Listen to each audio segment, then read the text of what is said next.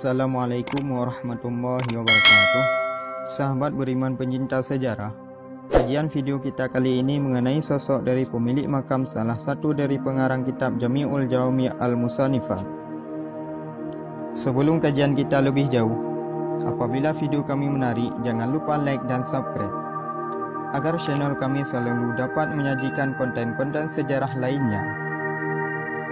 Apabila video kami bermanfaat, jangan lupa komentar dan share sebanyak-banyaknya agar seluruh masyarakat Indonesia mengetahui tentang sejarah tanah air. Makam yang kami kunjungi ini terletak di lokasi Kampung Langgin, Kecamatan Bandar Baru, Kabupaten Pidijaya, Aceh, Indonesia.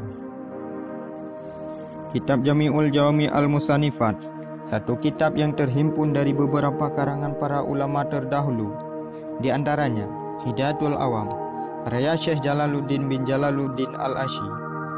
Faraid Al-Quran, tidak disebutkan nama pengarangnya dalam kitab tersebut. Kasyiful Kiram, karya Syekh Muhammad Zain bin Jalaluddin al-Asy. Talqisul Falah, karya Syekh Muhammad Zain bin Jalaluddin al-Asy. Syifaul Qulub, karya Syekh Abdullah al-Asy. Mawa'idul Badi'ah, karya Syekh Abdul Rauf Fansuri As-Singkili. Dawaul Qulub, karya Syekh Muhammad bin Syekh Khatib Langgin al-Asy. Ilmul Muttaqin, karya Syekh Jamaluddin bin Syekh Abdullah al-Asy.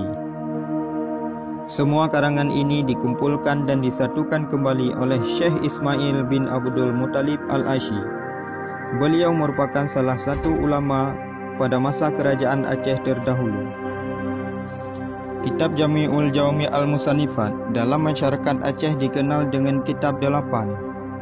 Dinamakan Kitab 8 karena dalam kitab tersebut berisikan 8 risalah mengenai hukum yang menyangkut dengan ilmu fardu'in, yang terdiri dari ilmu fiqh, tasawuf dan tauhid. Dan risalah yang ke-9 berisikan tentang ilmu fal kalamullah dan fal rasulullah. Syekh Faqih Muhammad bin Khatib al-Langgini al-Asy, atau yang lebih dikenal dengan nama Tunku Ahmad Khatib Langgin. Beliau merupakan salah satu ulama karismatik Aceh pada abad ke-13. Syekh Muhammad Khatib Langgin merupakan salah seorang ulama Aceh pengarang kitab yang handal. Kitab karangan beliau salah satunya yang terkenal terdapat dalam kumpulan kitab Jami'ul Jawami' al-Musannifat yang dikumpulkan oleh Syekh Ismail bin Abdul Muttalib al-Asy, yaitu kitab Dawaul Qulub. Kitab Dawaul Qulub karangan Syekh Muhammad Khatib Langgini ini masih tetap dibaca dan dipelajari sampai sekarang di berbagai pondok pesantren. Bahkan sebagian pesantren menjadikan kitab ini dalam daftar kurikulum mata pelajaran. Kitab Dawaul Qulub telah tersebar di sebagian besar negara Melayu seperti Indonesia, Malaysia, Brunei Darussalam, bahkan sampai ke beberapa negara lain di tingkat Asia Tenggara seperti Thailand dan Myanmar. Kitab Dawaul Qulub bisa kita terjemahkan yaitu obat segala hati dari segala aib. Dari segi kandungannya, secara keseluruhan banyak persamaan dengan Hidayatus Salikin karya Syekh Abdul Samad Palimbani. Kitab Dawaul Qulub tersebut diselesaikan karangannya pada tahun Jim, hari Sabtu bulan Rabiul Akhir, atau sekitar tahun 1237 Hijriah, atau bertepatan pada tahun 1821 Masehi, pada masa pemerintahan Sultan Husain Alaiddin Jauhar Alamsyah. Jika diperhatikan tahun penyelesaian kitab yang dikarang pada tahun 1237 Hijriah atau bertepatan pada tahun 1821 Masehi, dapat disimpulkan bahwa Tunku Muhammad Khatib Langgin hidup di masa yang sama dengan Syekh Abdullah al-Asy yang merupakan pengarang kitab Syifaul Qulub yang diselesaikan tahun 1225 Hijriah atau bertepatan pada tahun 1810 Masehi. Adapun karya lain milik Tunku Ahmad Khatib Langgin adalah Asraruddinil Ahlil Yakin yang telah dicetak berkali-kali bersamaan dengan kitab Miftahul Jannah karya Syekh Muhammad Taib bin Mas'ud al-Banjar.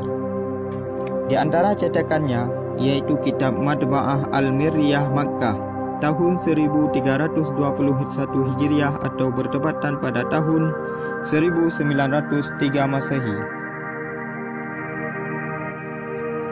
Syekh Muhammad Khatib Langgin ialah salah seorang murid dari Syekh Muhammad Ali. Syekh Muhammad Ali merupakan penerima tarikat Syatariah.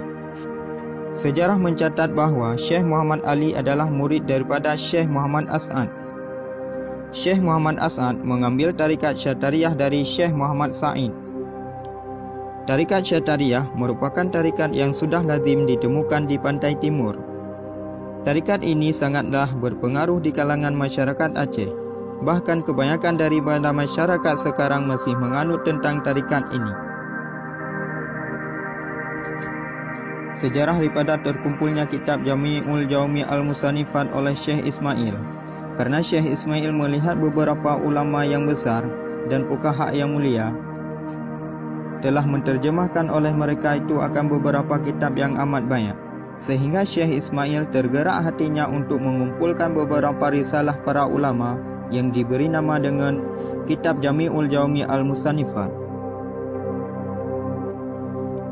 Sekarang makam Syekh Muhammad Khatib Langgin banyak didiarahi oleh masyarakat sekitar, baik masyarakat dalam Kecamatan Bandar Baru maupun di luar Kecamatan Bandar Baru. Bahkan makam beliau juga didiarahi oleh masyarakat di luar Kabupaten Pidijaya.